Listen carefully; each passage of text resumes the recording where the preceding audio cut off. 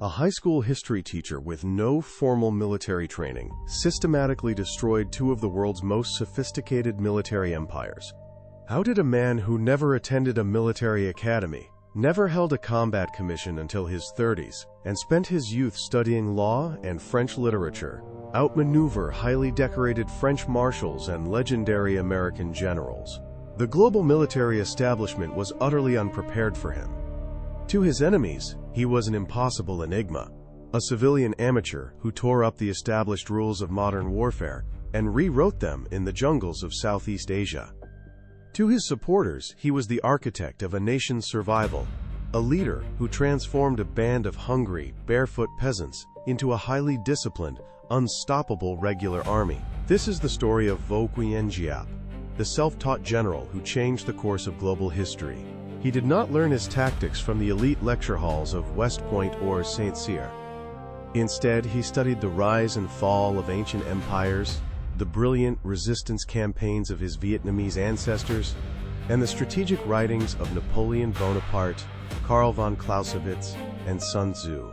While his adversaries relied on overwhelming technological superiority, heavy armor, and massive air power, Giap relied on a deep understanding of human psychology, geography, and strategic patience. He understood that war was not merely a series of tactical engagements, but a total social, political, and spiritual struggle. By examining his life, we uncover a profound truth about conflict, that determination, adaptability, and an unyielding connection to one's people can overcome even the most formidable technological advantages. This narrative takes you inside the mind of this military genius, exploring how he analyzed his enemies, structural weaknesses, mobilized an entire population, and executed some of the most daring campaigns of the 20th century. His victories did not just liberate his own country, they sent shockwaves through global colonial empires, inspiring liberation movements across Africa, Latin America, and Asia. He proved that the course of history is not determined solely by industrial output or military budgets, but by the collective will of a mobilized population. Prepare to discover the strategic mind that reshaped the geopolitical landscape of Southeast Asia and the world. To understand the rise of Vo Nguyen Giap, we must first understand the oppressive reality of French Indochina in the early 20th century. Born in 1911 in the central province of Quang Binh, Giap grew up in a society deeply fractured by colonial exploitation. The French colonial apparatus controlled the economy, restricted political freedoms, and ruthlessly suppressed any signs of nationalist dissent. Giap's father, a literate peasant who secretly supported the anti-colonial movement, died in a French prison when Giap was still a young boy. This early loss left a lasting mark on him, instilling a deep resentment of foreign domination. As a student at the prestigious Quoc Hoc High School in Hue, Giap became actively involved in student protests, which led to his arrest and temporary expulsion. Undeterred, he continued his education, eventually earning a law degree from the University of Hanoi. To support himself, he took a job teaching history and geography at the Thang Long School. It was during this period that he immersed himself in military history, particularly the campaigns of Napoleon Bonaparte, whom he deeply admired for his rapid maneuvers and concentration of force. His students recalled how his eyes would light up when describing Napoleon's tactical masterpieces, mapping out battles on the blackboard with passionate precision. However, Giap's life was soon shattered by personal tragedy. In the late 1930s, as the French colonial authorities intensified their crackdown on nationalists, Giap was forced to flee to China, leaving behind his wife, Nguyen Thi Minh Khai, and their infant daughter. Shortly after his departure, his wife was arrested by the French police. She was tortured and eventually executed by firing squad in 1941. His sister-in-law was also executed, and his daughter died in infancy.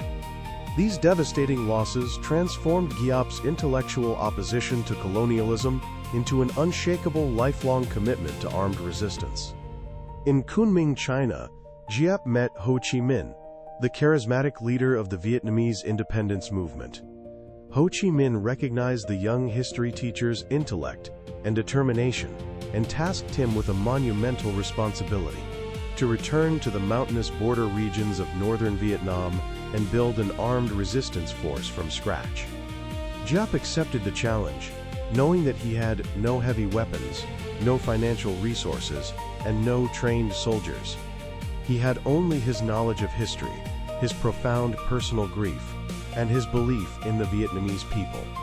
He set out into the wild northern highlands, ready to build an army out of nothing but raw human will. On December 22, 1944, in a dense, cold forest in Cao Bang province, Vo Nguyen Giap stood before 34 men.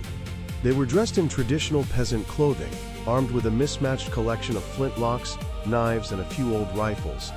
This humble group was the Vietnam Propaganda Liberation Army, the precursor to the People's Army of Vietnam.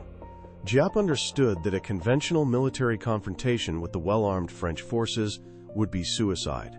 He had to develop a new doctrine of warfare, one that began with political mobilization.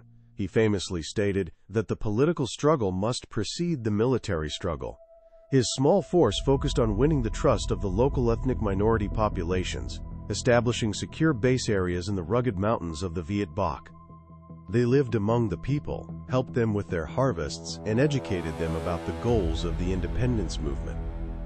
Giap's strategic approach during this early phase was characterized by extreme caution and calculated opportunism. He avoided major battles, choosing instead to strike isolated French outposts where his forces held a temporary numerical advantage. These early successes, though minor in scale, provided crucial boosts to morale and allowed his men to capture much-needed modern weapons. Following the surrender of Japan in August 1945 and the declaration of the Democratic Republic of Vietnam, the French attempted to re-establish their colonial empire, leading to the outbreak of the First Indochina War in late 1946. Giap was appointed commander-in-chief of the armed forces. He realized that the war would be a long, protracted struggle. He divided the war into three distinct phases: defense, equilibrium, and general counteroffensive. Throughout the late 1940s, Giap's forces waged a relentless guerrilla campaign, wearing down French garrisons along the northern border. They endured extreme hardships, battling malaria, starvation, and the constant threat of French air raids. Giap himself often suffered from debilitating bouts of malaria, yet his resolve never wavered. By 1950, with the victory of the Chinese Communist Revolution, Giap secured a vital source of military aid and training. In the border campaign of 1950, he launched his first major conventional offensive, inflicting a devastating defeat on French forces along Route Coloniale 4. The French military realized that they were no longer facing a disorganized band of guerrillas, but a highly organized, rapidly evolving regular army led by a master strategist. This victory cleared the northern border, opened up direct supply lines to China and the Soviet Union, and forced the French High Command to completely rethink their strategy. The ultimate test of Vo Nguyen Giap's military genius came in late 1953 at a remote valley outpost in northwestern Vietnam called Dien Bien Phu. The French commander, General Henri Navarre, established a massive, heavily fortified airland base there, designed to block Viet Minh supply lines into Laos and draw Giap's forces into a conventional set-piece battle. Navarre believed that French air power and superior artillery would easily destroy any Viet Minh attack. He assumed that the rugged, jungle-covered mountains surrounding the valley made it impossible for the Viet Minh to bring heavy artillery to the heights overlooking the base. It was a fatal miscalculation. Giap accepted the challenge, but he completely rejected the French assumptions. In an extraordinary feat of human endurance and logistics, Giap mobilized over 250,000 civilian porters, known as the Dan Cong. These porters transported food, ammunition, and heavy artillery pieces over hundreds of miles of jungle trails, using modified bicycles and sheer muscle power. They dragged heavy multi-ton artillery pieces by hand up near vertical, muddy mountain slopes, camouflaging them so perfectly in deep dugouts that French aerial reconnaissance could not detect them. As the battle approached in early 1954, Giap faced the most critical decision of his life. His Chinese military advisors urged him to launch a rapid, 3-day assault using a fast strike, fast victory strategy. Initially, Giap agreed, but as he analyzed the formidable French defenses, he realized that a frontal assault would result in catastrophic casualties and potential defeat. On the eve of the scheduled attack, Giap made the agonizing decision to call off the assault and withdraw his forces. He spent sleepless nights with a hot compress on his forehead, weighing the lives of his soldiers against the intense pressure from political allies. He knew that if this attack failed, the revolution would be crushed. He shifted to a steady attack, steady advance strategy, opting for a slow, methodical siege. This decision required pulling the heavy artillery back down the mountains and repositioning them. This decision to delay and pivot is widely regarded by military historians as one of the most brilliant and courageous command decisions in military history. On March 13, 1954, the Viet Minh artillery opened fire, completely surprising the French garrison. The French artillery commander, Colonel Charles Piroth, who had confidently claimed that his guns would silence any Viet Minh artillery, was so devastated by his inability to counter Giap's hidden batteries that he committed suicide in his bunker. For 56 days, Giap's forces dug a vast network of trenches, slowly choking the French positions. They captured the airstrip, cutting off French supplies. The battlefield became a nightmare of mud, blood, and constant shelling, resembling the Western Front of World War I. On May 7, 1954, the French garrison surrendered. Dien Bien Phu was a monumental victory, marking the first time in history that a colonized people had decisively defeated a major European colonial power in a formal, set-piece battle. This victory shattered French colonial resolve and directly led to the end of their empire in Indochina. The victory at Dien Bien Phu led directly to the Geneva Accords of 1954, which ended French colonial rule but temporarily divided Vietnam at the 17th parallel.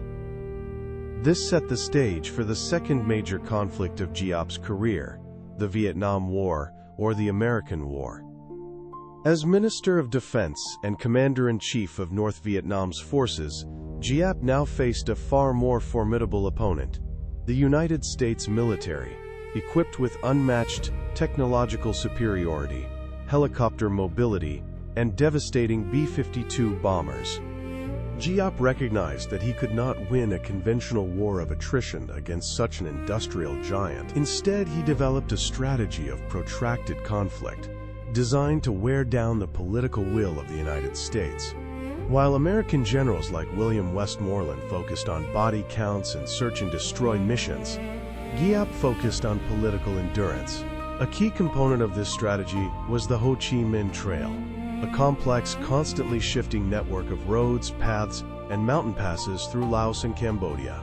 Despite intense, multi-year American bombing campaigns that dropped more explosives on the trail than were used in all of World War II, Giap's logistical network kept the southern insurgency supplied with troops and equipment.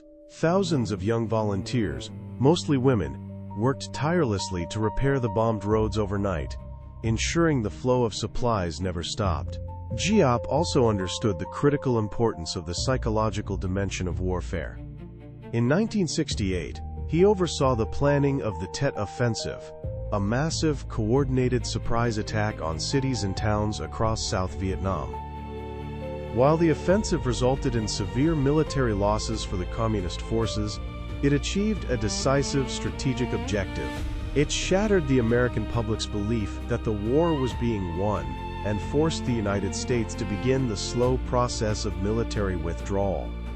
Throughout the early 1970s, Giap continued to adapt his strategies, balancing guerrilla operations with large-scale conventional offensives, such as the Easter Offensive of 1972.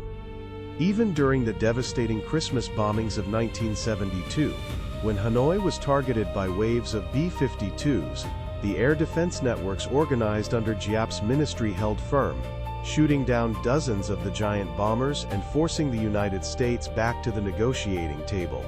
Although he stepped back from direct field command during the final phases of the war, due to health issues and internal political shifts, his strategic doctrine of People's War remained the guiding framework. In April 1975, North Vietnamese forces captured Saigon, successfully unifying the country and bringing an end to decades of devastating conflict. Giap had outlasted 5 different American presidents, proving that strategic patience could defeat the most advanced military machine on Earth. The military legacy of Vo Nguyen Giap is defined by his philosophy of People's War. He argued that in a struggle for national liberation, military force alone is insufficient. True power lies in the total mobilization of the population, where every citizen is a potential soldier, every village a fortress, and every home a logistical base. Giap's genius lay in his ability to synchronize political, diplomatic, psychological, and military efforts into a single, cohesive strategy. He did not merely study the geography of the battlefield. He studied the political and social realities of his opponents.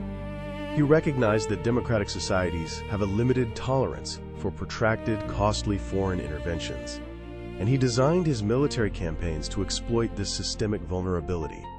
His self-taught approach allowed him to remain highly adaptable, free from the rigid dogmas taught in traditional military academies. He was willing to discard established plans and change his strategy on the eve of battle, as he did at Dien Bien Phu, when the tactical situation demanded it. Traditional military academies teach officers to think in terms of firepower, logistics, and troop ratios. Giap, however, thought in terms of historical epochs, human willpower, and political consciousness. His background as a history teacher gave him a unique perspective on time. He viewed a decade of war not as an eternity, but as a brief chapter in Vietnam's thousand-year struggle against foreign domination. This long-term view allowed him to maintain composure during devastating setbacks. He viewed his soldiers not as mere cogs in a machine, but as conscious political actors who understood exactly what they were fighting for. This deep empathy and shared purpose created a level of resilience that no amount of technological superiority could break. Giap operationalized the concept that the army and the people must be like fish and water. He showed that a military commander must also be a sociologist, a politician, and an educator. Today, military historians and strategists worldwide study Giap's campaigns. His writings on guerrilla warfare and logistics are analyzed at elite institutions, including West Point and Sandhurst. He is remembered not as a traditional commander who relied on superior technology, but as an intellectual warrior who understood that the human spirit, organizational discipline, and strategic patience are ultimately the most powerful weapons in any conflict. His life demonstrates that military genius is not merely a product of formal instruction, but of deep historical study, profound empathy with one's soldiers, and an unshakable commitment to a national cause. Vo Nguyen Giap's journey from a quiet history teacher to one of the most celebrated military commanders of the 20th century remains one of the most remarkable stories in modern history. He lived to the age of 102, witnessing his country's transformation from a war-torn colonized territory into a unified, rapidly developing nation. Throughout his long life, he remained a symbol of resilience, a man who had looked into the eyes of global empires and refused to back down. His legacy continues to spark intense debate and study among historians, veterans, and military strategists around the globe. It serves as a powerful testament to the potential of self-education, proving that passion and deep study can overcome formal institutional barriers. What do you think was the most critical factor in his success? Was it his meticulous, almost obsessive attention to logistics, his willingness to adapt his plans under extreme pressure, or his ability to inspire millions of ordinary citizens to make extraordinary sacrifices? How do you think his self-taught methods compare to the rigid doctrines of contemporary military academies? We want to hear your perspective, so please share your thoughts in the comments below. If you found this deep dive into the strategic mind of General Giap valuable, please hit the like button and share this video with others who appreciate history. Your engagement helps us bring these vital, complex historical narratives to a wider global audience. To ensure you do not miss our upcoming episodes exploring the complex, untold stories of Vietnamese history and the figures who shaped the modern world, make sure to subscribe to our channel and turn on the notification bell. Thank you for watching, and join us next time as we continue to uncover the fascinating forces that have shaped our shared global heritage.